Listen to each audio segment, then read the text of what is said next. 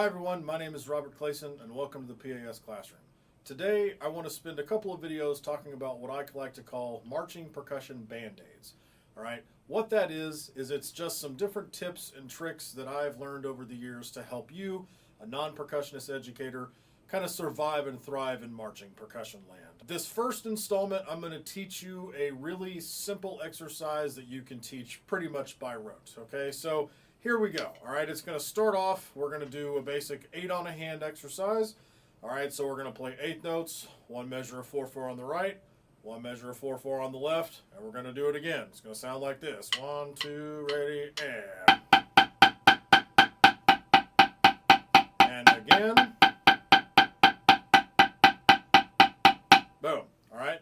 Next 2 measures, 2 beats of 16th notes, and then 3 and 4 and.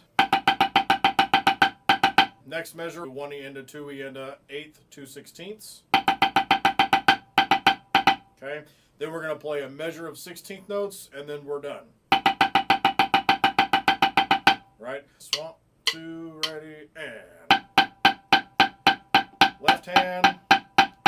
Again. Left hand, 2 beats of 16ths,